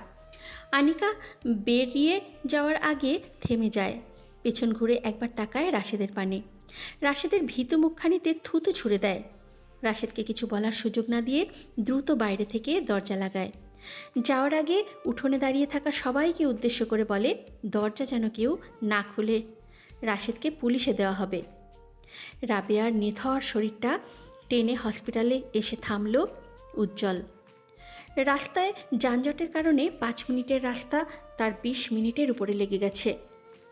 রাস্তায় থাকাকালীন রাবেয়ার শরীরটা 2 বার ঝাঁকুনি দেয়, তারপরেই কেমন নিস্তেজ হয়ে যান তিনি। তখনই প্রচণ্ড ভয় পেয়েছে উজ্জ্বল। চাচি আম্মার কিছু হয়নি তো? এমার্জেন্সিতে রাবেয়াকে নেওয়া হলে তার পালস চেক করে ডাক্তার জানান রোগী তো বেঁচে নেই। বেঁচে নেই এই শব্দটা এতটা ভার যা একজন মানুষের পক্ষে মেনে নেওয়া ভীষণ কঠিন। অ্যাম্বুলেন্সের সাইরেনে আশেপাশে সকলে এগিয়ে আসে। সৈয়দ বাড়ির নিকট। সবাই এতক্ষণে নিশ্চয়ই মারা গেছে, তাই তো অ্যাম্বুলেন্সে করে লাশ এনেছে। রাশেদ শুনতে পেল অ্যাম্বুলেন্সের শব্দ, তবে বাইরে কি হচ্ছে কিছুই দেখতে পেল না। জানলা থেকে উঠোনের দিকটা একটু দেখাও যায় না। রুমুর গায়ে রক্তে আর রক্ত, সেই সাথে উজ্জ্বলের শার্টটা রক্তে ভিজে জুবুথবু, যেন রক্তের সাগরে গা ভাসিয়েছে। যে উজ্জ্বলকে নিয়ে রাবেয়ার এত অভিযোগ, এত হিংসা, সেই উজ্জ্বল আজ তাকে বাঁচাতেই হসপিটালে ছুটেছে। অ্যাম্বুলেন্সের গাড়ির পিছনেই পুলিশ এসে উপস্থিত হয়। নিরিবিলি সৈয়দ বাড়িটা আজ লোক সমাগমে জমজমাট। হসপিটাল থেকে ফেরার পথে আনিকা এবং ইসমাইল রাশেদের জন্য মামলার উদ্দেশ্যে থানায় যান। থানায় মামলা করার পর পুলিশের সাথে সাথে তারাও এসে বাড়িতে উপস্থিত হয়। দরজা খোলার শব্দে চমকে তাকায় রাশেদ। পুলিশ এসেছে।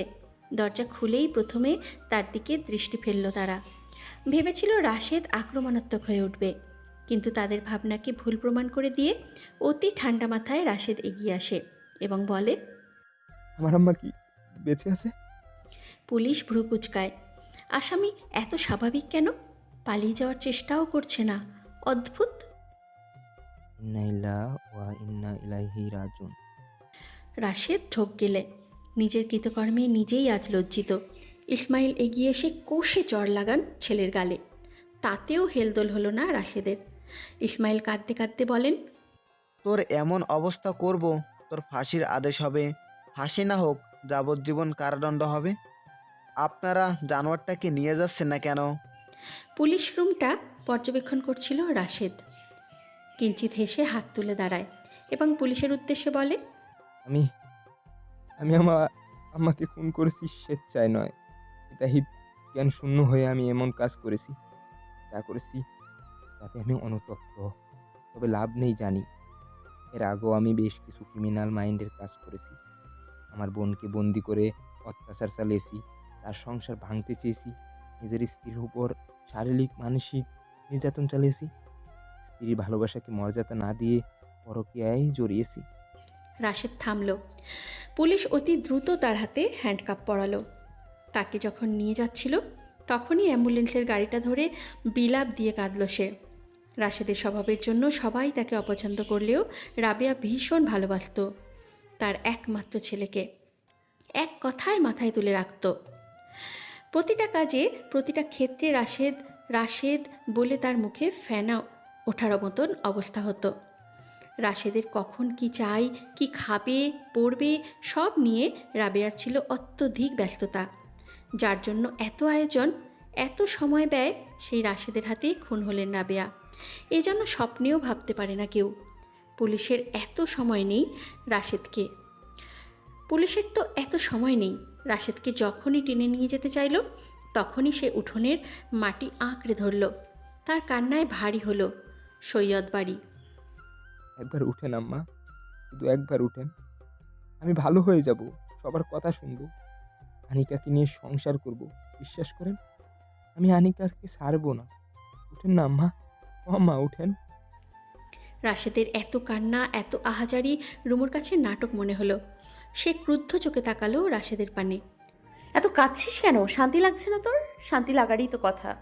যা, এবার বিয়ে কর, এই সমস্ত নিয়ে যা, আমার কিচ্ছু চাই না। মারো, আর কিছু চাওয়ার নেই। রাশেদের আর সত্যিই কিছু চাওয়ার নেই। তাকে পুলিশ নিয়ে গেল। সেই সাথে নেওয়া হলো রাবেয়ার লাশ। লাশকে পোস্টমর্টম করা হবে। সেই সাথে আইনি বেশ কিছু নিয়ম রয়েছে।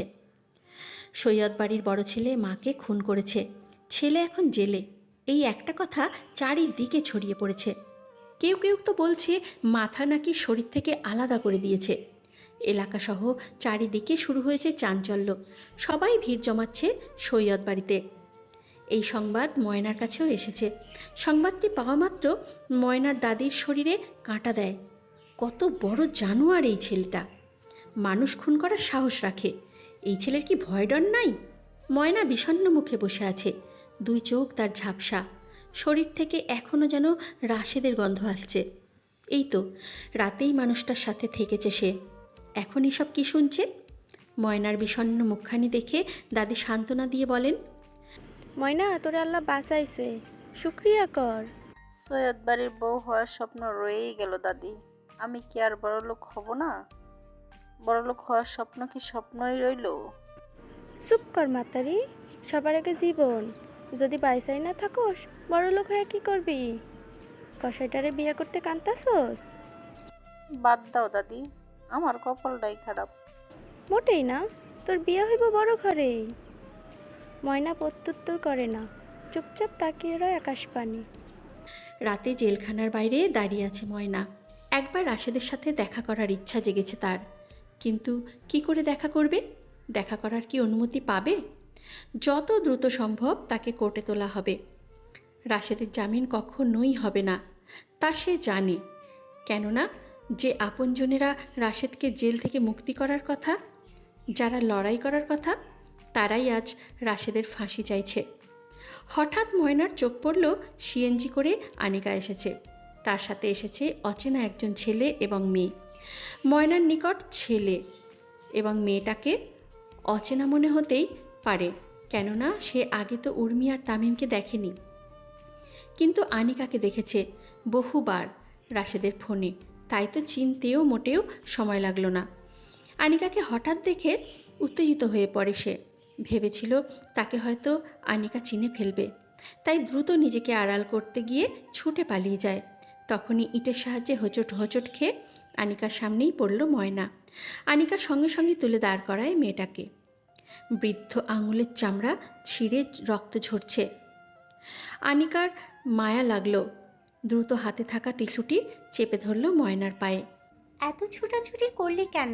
ইস, কত রক্ত ঝরছে। টিস্যুটা ধরে রাখো, সামনের ফার্মেসি আছে, ব্যান্ডেজ লাগিয়ে নিও। ময়না কোনো মতে ধন্যবাদ দিয়ে ছুটে পালালো। আনিকা কি তাকে চিনতে পারল না? মেয়েটার চোখে মুখে এত মায়া, অথচ রাশেদ এই মেয়েকে ঠকালো।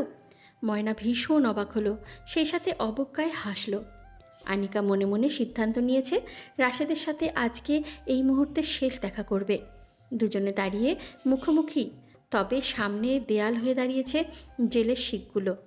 শুরুতে কথা তুলল রাশেদ। আমাকে মাফ করে দাও আনিকা, আমি যা করেছি তাতে অনুতপ্ত। আম্মা আমার হাতে আমি ভাবতে পারছি না। রাশেদ কেঁদে ফেলল।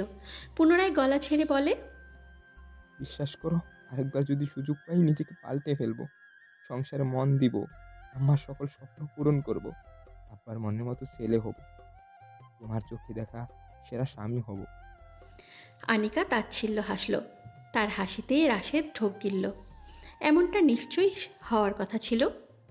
আনিকা দাঁত মুখ শক্ত করে বলে, নারী লোভী পুরুষ কখনো এক নারীতে তৃপ্তি পায় না। ভীষণ জ্বরে ভুগছে উজ্জ্বল। জ্বরের দাপটে শরীর কাঁপছে, নাক দিয়ে অঝরে পানি ঝরছে, জিহ্বা কেমন জঘন্য তিতকুটে হয়ে আছে। রুমু অবিশ্রান্ত জলপট্টি দিয়ে যাচ্ছে, জ্বর কমার নাম নেই। ডাক্তারের কাছে যাওয়ার কথা থাকলেও উজ্জ্বল তেড়ামি করে যায়নি। ছেলের চিন্তায় নার্গিসের মুখটা শুকিয়ে গেছে। কি খাবে না খাবে ভেবে অস্থির তিনি। জ্বর বাঁধিয়ে এবার শান্তি লেগেছে? বারবার বলেছি বৃষ্টিতে ভিজবেন না, কেন ভিজলেন? আমার মনে সুখ বেশি, তাই বৃষ্টির সাথে ভাগাভাগি করতে গেছি। খবরদার, তর্ক করবেন না। রেগে যাচ্ছিস কেন? রুমু প্রত্যুত্তর করে না। হঠাৎ উজ্জ্বলের ফোন বেজে উঠল। রেস্টুরেন্টের দায়িত্বে থাকা ছেলেটা ফোন দিয়েছে। ছেলেটার সাথে কথা শেষ করে ফোনটা ছুঁড়ে ফেলে বালিশের পাশে। একবার রেস্টুরেন্টে যাবি, সব চেক করে আসবি। হাত পা গড়িয়ে বসে থাকলে তো আর চলবে না। তোর মাথায় রাখতে হবে আমার অবর্তমানে সব তোর। আপনার অবর্তমানে মানে? এই কথা হঠাৎ আসছে কেন? কারণ তুই আমাকে চুমু দিচ্ছিস না। তোর চুমুর অভাবে আমি জ্বর বাঁধিয়ে বসে আছি, দেখছিস না? চুপ করুন, একটু ঘুমান। চুপ করব না। তোকে দেখলে চুপ করে থাকা যায়? তোকে দেখলে আমার আবেগ অনুভূতি ছলকে ওঠে, মনে হয় প্রতি সেকেন্ডে সেকেন্ডে উজ্জ্বল কথা শেষ করার আগে রুমুর জলপট্টিটা উজ্জ্বলের মুখে চেপে ধরে। জ্বরের ঘরে কী সব আবোল তাবোল বকছে এই লোকটা। লাজ লজ্জা কী সব ড্রেনে ফেলে এসেছে। রুমু জলপট্টি সরিয়ে উজ্জ্বলের পানে চোখ রাঙায়। উজ্জ্বল ঠোঁট উল্টিয়ে বলে, এইভাবে থামাতে নেই প্রিয়, চুমু দিয়ে চুপ করাতে হয়। দিন দিন অসভ্যতা বেড়ে যাচ্ছে। সভ্য আমি কোনো কালেই ছিলাম না। রুমু প্রত্যুত্তর করে না। উজ্জ্বল সেই সুযোগে চুপচাপ তাকিয়ে রয় রুমুর পানে। মেয়েটা দিন দিন আরও সুন্দর হয়ে উঠছে। আজকাল উজ্জ্বলের ভয় হচ্ছে, এই সুন্দরীকে বাইরের বাইরে একা যেতে দেওয়া ঠিক নয়। উজ্জ্বল ঘুমানোর চেষ্টা চালায়। ঘুমের ঘরে আচমকা চেঁচিয়ে বলে, রুমু দেখ দেখ, মাছ আকাশে উঠছে। রুমু, এসব কি হচ্ছে? বিয়ের পর প্রথমবার উজ্জ্বলের যখন গা কাঁপিয়ে জ্বর আসে, সেবারেও উজ্জ্বল এমন পাগলামি করেছিল। তখন রুমু বেশ ভয় পেয়েছিল। এর মাঝেও যতবার গা কাঁপিয়ে জ্বর এসেছে ততবারই উজ্জ্বলের সব পাগলামি করেছে। তাই রুমু এই বেলায় আর ভয় পেল না। চুপচাপ উজ্জ্বলের আবোল তাবোল বকবক ভিডিও করতে লাগলো। উজ্জ্বল, হুম। আকাশে কি মাছ উঠছে? চিল। চিল কোনো মাছ হলো? না না, চিতল। কথার মাঝেই ঘুমিয়ে পড়ল উজ্জ্বল। রাত 10টা ছুঁই ছুঁই। নার্গিস রুমুকে ডাকলেন রাতের খাবার খেতে। খাওয়া দাওয়া শেষ করে টুকটাক কাজ সেরে রুমে ফিরতে ফিরতে রাত প্রায় 12টা বেজে গেল। উজ্জ্বল তখন জেগেই ছিল। ঝাপসা চোখে কয়েক পল তাকালো রুমুর পানে। বাইরে থেকে আসা বাতাসে গায়ে কাঁটা তুলছে। উজ্জ্বলের ছেলেটা কাঁথা জড়িয়ে কেমন গুটিয়ে আছে। উজ্জ্বল, আপনার কি বেশি খারাপ লাগছে? না। কিছু খাবেন? হুম। কি খাবেন বলুন, বানিয়ে দিচ্ছি। কাছে আয়। রুমু কাছে গেল। ভেবেছিল উজ্জ্বল কিছু বলবে, কিন্তু তার ভাবনা মিথ্যে হলো। তপ্ত দেহে রুমুকে আঁকড়ে ধরল। রুমু নিজেকে ছাড়াতে চাইল। উজ্জ্বলের শরীরের তাপে তার কেমন উস্কো খুস্কো লাগছে। অথচ উজ্জ্বল তো তা চায় না। উজ্জ্বল চায় রুমুর শরীরটা তার আয়ত্তে থাক। অন্তঃকরণে শান্তির স্রোত বয়ে যায়। উজ্জ্বল তার শুষ্ক ঠোক মিশিয়ে দিল রুমুর ঠোঁটে। রুমু নিজেকে ছাড়াতে চাইল, অদ্ভুত অনুভূতিতে নিংড়ে যাচ্ছে। জ্বরের তোপে উজ্জ্বল বেসামাল। রুমুর ওড়নাটা টেনে হাতের মুঠোয় পুরে সরিয়ে ফেলল। রুমু বুঝতে পারে উজ্জ্বল নিজের নিয়ন্ত্রণ হারিয়ে ফেলেছে। কি থেকে কি করছে ছেলেটার মাথায় নেই। উজ্জ্বল প্লিজ, আপনি অসুস্থ। শ্, কথা বলে না। কন্ট্রোল হারাবেন না প্লিজ উজ্জ্বল।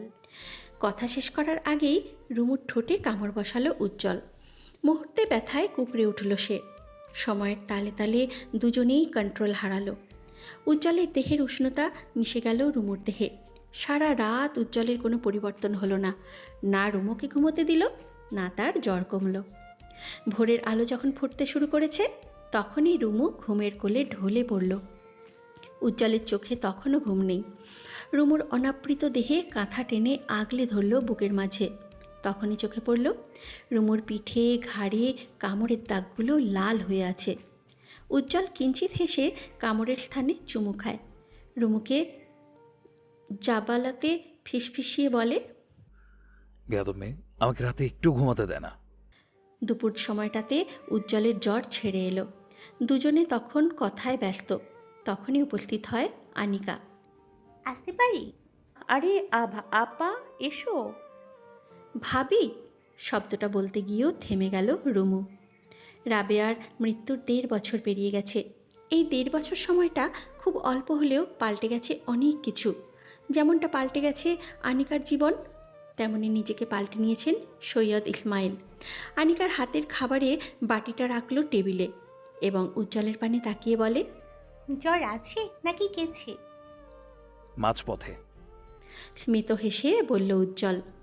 আনিকার পানে এক পলক তাকালো রুমু। মেয়েটাকে যত দেখে ততই অবাক হয় সে। এই মেয়েকে দেখে যে কেউ বলবে না সে বিবাহিত।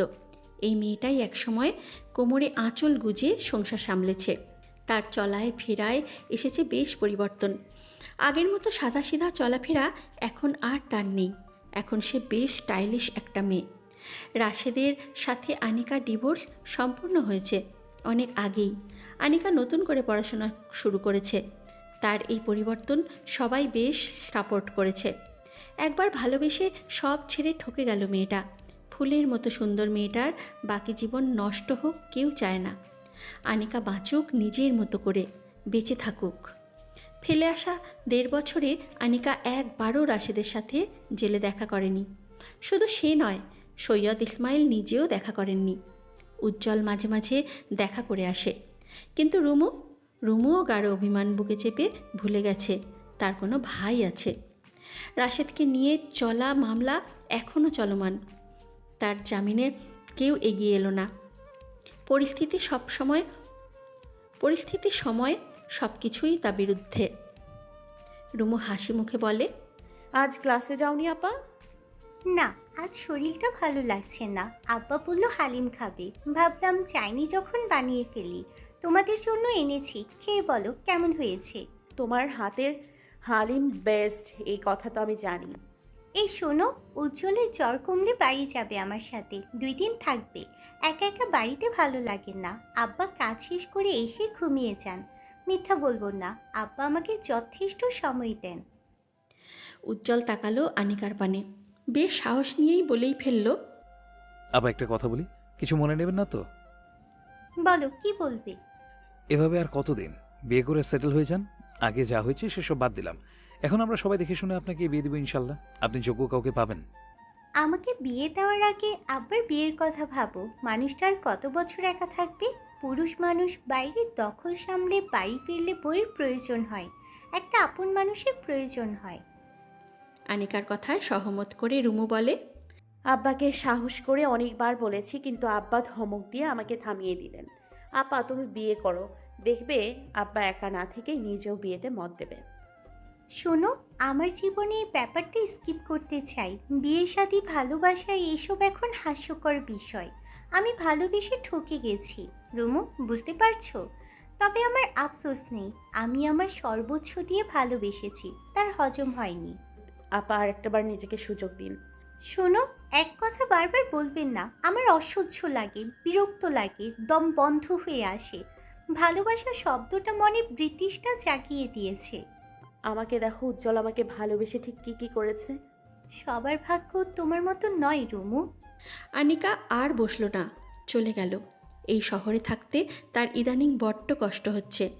শহর বললে অবশ্য ভুল হবে, এই পাড়ায় বা এলাকায় যে দেখেছে সেই তার করুণ কাহিনীর কথা তুলে আফসোস করছে, বিয়ের কথা বলছে।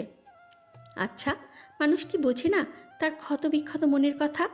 এসব কথায় তার ক্ষত জায়গায় জ্বালা পোড়া বাড়ায়। দুঃখ, কষ্ট, হাসি, কান্না সব মিলিয়ে মানুষের জীবন। এই সব মিলিয়ে বেঁচে থাকার সংগ্রাম চালিয়ে যেতে হয়। এর মাঝেই কেটে গেল কয়েকটা বছর। আচ্ছা, এই কয়েকটা বছরে উজ্জ্বল, রুমু, আনিকা কিংবা বাকিদের জীবনে কি কি পরিবর্তন এসেছে আপনাদের জানতে ইচ্ছে হয় না? কেমন আছে তারা? কেমন চলছে তাদের জীবন? হাতে ডাইপার নিয়ে বসে আছে উজ্জ্বল। ডাইপার কিভাবে পরাতে হয় তার জানা নেই। রুমু অনেকবার বলেছে শিখে নাও, কাজে আসবে, কিন্তু উজ্জ্বল তো এসব ব্যাপারে যথেষ্ট খুঁতখুঁতে। ডাইপার হাতে নিয়ে অনেকবার পড়াতে চেষ্টা করেও উজ্জ্বল বুঝতে পারল না কোনো পাশ সামনে অথবা পেছনে।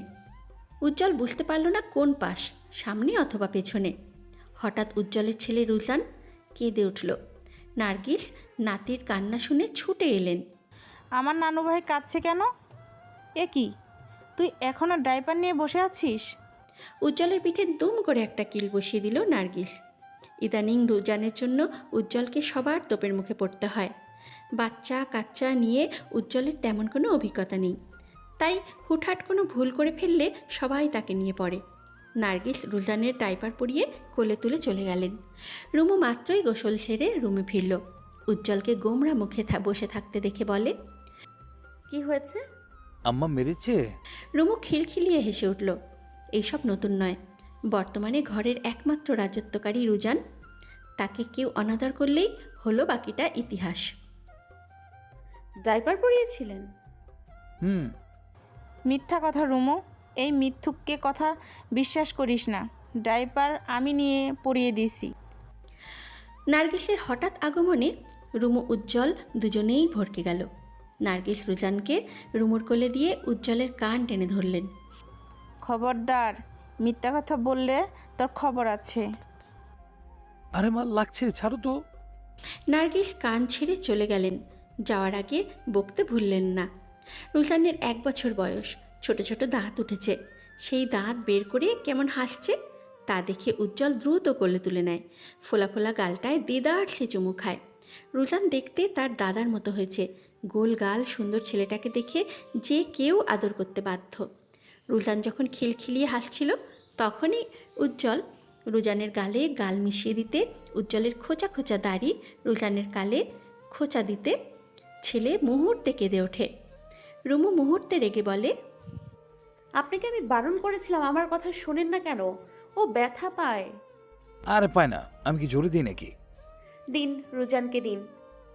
চুল শুকিয়ে আয়, রোজানকে খাওয়াতে হবে। উজ্জ্বল রুজানকে নিয়ে বেশ কিছুক্ষণ সময় কাটালো। রুজানকে বুকের সাথে মিশিয়ে নিতে ছোট ছোট দাঁতের সাহায্যে কামড়ে দিল। মুহূর্তে চেঁচিয়ে উঠল উজ্জ্বল। রুমু দ্রুত রুজানকে সরিয়ে উজ্জ্বলের বুকে হাত রাখল। মা যেমন কামড়ায়, ছেলেও কামড়ায়। ছেলের বাবা কি কামড়ায় না? দেখ, দাগ বসে গেছে। আসুন চুমু দিয়ে দিই, সেরে যাবে। রুমু হাসতে হাসতে কথাটি বললেও উজ্জ্বল কথাটা বিফলে যেতে দিল না। তৎক্ষণাৎ জড়িয়ে ধরে রুমুর ঠোঁটে ঠোঁট মেশালো। রুমু নিজেকে ছাড়িয়ে নিতে চায়, কিন্তু উজ্জ্বল কিছুতেই ছাড়বে না। উজ্জ্বল, কি হচ্ছে কি? আপনি কন্ট্রোল হারিয়ে ফেলবেন। হারাতে দে, আমি তোর কন্ট্রোললেস পর। রুজানকে দিয়ে আসি তার দাদির কাছে। এই তো আমার কন্ট্রোললেস বউ। যা দুষ্টু। রুমু ঠোঁট বাঁকিয়ে চলে যায় রুজানকে রাখতে। আনিকা নিজেকে ব্যস্ত করে ফেলল পড়াশোনায়। সৈয়দ ইসমাইল বাকি জীবনটা আনিকার ভবিষ্যতের দিকে তাকিয়ে পড়ে রইলেন। তিনি বিয়ের চিন্তা আপাতত করছেন না। এই সময়টাতে তার একমাত্র চিন্তা আনিকার সুখ, আনিকার চাওয়া পাওয়া। মেয়েটার একটা নির্ভেজাল জীবন হোক। সৈয়দ শামসুল, নার্গিস, উজ্জ্বল, রুমু তারা এখন রুজানকে নিয়েই ব্যস্ত। উজ্জ্বলের রেস্টুরেন্টের ব্যবসা বেশ ভালোই হচ্ছে। সবার সাথে দেনা পাওনার হিসেব অনেক আগেই চুকিয়ে ফেলেছে। উর্মি আর তামিমের সংসারে নতুন সদস্য এসেছে। তাদের একটা ফুটফুটে ছেলে হয়েছে। এক সময়ে দাপটে চলা রাশেদ এখন ঝিমিয়ে পড়েছে। তার ফাঁসির আদেশ এখনও না এলেও যাবজ্জীবন কারাদণ্ড হবে তা সে নিশ্চিত। এই পর্যন্ত কেউ তার জামিনের চেষ্টা করেনি, সবাই মুখ ফিরিয়ে নিয়েছে। আজকাল নিজেকে নর্দমার কীট মনে হয়। সবশেষে ময়নার কথা না বললেই নয়। একটা মেয়ের সংসার ভাঙার কারিগর সেই ময়নার বিয়ে হয়েছে কোন এক ধনীর ঘরে। যদিও তার স্বামী একটু বয়স্ক, তাতে অবশ্য যায় আসে না ময়নার। কি ভেবেছেন ময়না নিশ্চয়ই খুব দুঃখে আছে? মোটেও না, ময়না বেশ সুখী। সময়ের সাথে সাথে রাশেদের কথা ভুলতেও বসেছে। আমরা সবাই ভালোবাসতে চাই, ভালোবাসতে জানি, কিন্তু উজ্জ্বলের মতো আগলে রাখার চেষ্টা কয়জন করি?